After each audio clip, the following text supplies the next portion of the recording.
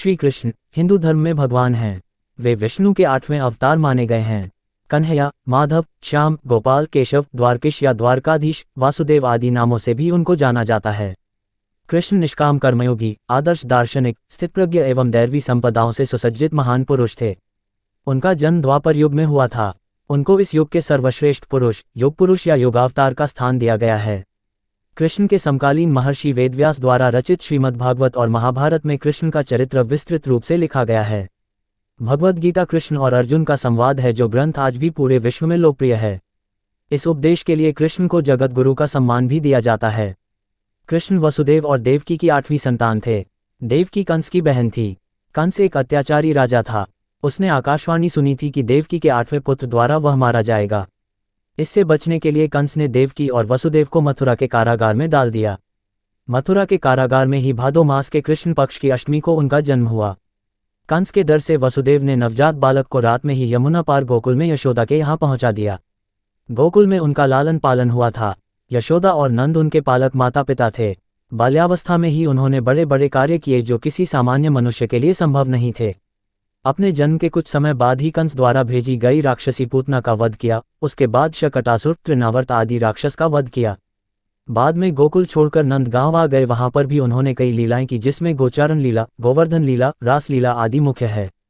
इसके बाद मथुरा में मामा कंस का वध किया। सौराष्ट्र में द्वारका नगरी की स्थापना की और वहां अपना राज्य बसाया। पांडवों की मदद की और विभिन्न संकटों से उनकी रक्षा की। महाभारत के युद्ध में उन्होंने अर्जुन के सारथी की भूमिका निभाई और रणक्षेत्र में ही उन्हें उपदेश दिया। 124 वर्षों के जीवन काल के बाद उन्होंने अपनी लीला समाप्त की। उनके अवतार समाप्ति के तुरंत बाद परीक्षित के राज्य का कालखंड आता है। राजा परीक्षित, जो अभिमन्यु और उत्तरा के पुत्र तथा अर्जुन के पौत्र थे, के समय से ही कलियुग का आरंभ माना जाता है।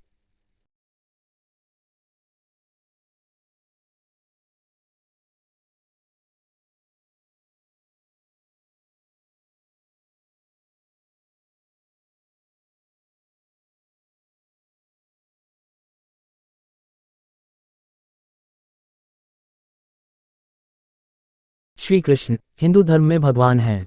वे विष्णु के 8वें अवतार माने गए हैं। कन्हैया, माधव, श्याम, गोपाल, केशव, द्वारकेश या द्वारकाधीश, वासुदेव आदि नामों से भी उनको जाना जाता है। कृष्ण निष्काम कर्मयोगी, आदर्श दार्शनिक, स्थितप्रज्ञ एवं दैवी संपदाओं से सुसज्जित महान पुरुष थे। उनका जन्म द्वापर युग में हुआ था। उनको इस युग के सर्वश्रेष्ठ पुरुष, योग पुरुष या योगावतार का स्थान दिया गया है। कृष्ण के समकालीन महर्षि वेदव्यास द्वारा रचित श्रीमद्भागवत और महाभारत में कृष्ण का चरित्र विस्तृत रूप से लिखा गया है। भगवद गीता कृष्ण और अर्जुन का संवाद है जो ग्रंथ आज भी पूरे विश्व में लोकप्रिय है। इस उपदेश के लिए कृष्ण को जगत गुरु का सम्मान भी दिया जाता है। कृष्ण वसुदेव और देवकी की 8वीं संतान थे। देवकी कंस की बहन थी। कंस एक अत्याचारी राजा था। उसने आकाशवाणी सुनी थी कि देवकी के 8वें पुत्र द्वारा वह मारा जाएगा। इससे बचने के लिए कंस ने देवकी और वसुदेव को मथुरा के कारागार में डाल दिया। मथुरा के कारागार में ही भादो मास के कृष्ण पक्ष की अष्टमी को उनका जन्म हुआ। कंस के डर से वसुदेव ने नवजात बालक को रात में ही यमुना पार गोकुल में यशोदा के यहाँ पहुंचा दिया। गोकुल में उनका लालन पालन हुआ था। यशोदा और नंद उनके पालक माता पिता थे। बाल्यावस्था में ही उन्होंने बड़े बड़े कार्य किए जो किसी सामान्य मनुष्य के लिए संभव नहीं थे। अपने जन्म के कुछ समय बाद ही कंस द्वारा भेजी गई राक्षसी पूतना का वध किया। उसके बाद शकटासुर, तृणावर्त आदि राक्षस का वध किया। बाद में गोकुल छोड़कर नंद गांव आ गए। वहां पर भी उन्होंने कई लीलाएं की जिसमें गोचारण लीला, गोवर्धन लीला, रास लीला आदि मुख्य है। इसके बाद मथुरा में मामा कंस का वध किया। सौराष्ट्र में द्वारका नगरी की स्थापना की और वहां अपना राज्य बसाया। पांडवों की मदद की और विभिन्न संकटों से उनकी रक्षा की।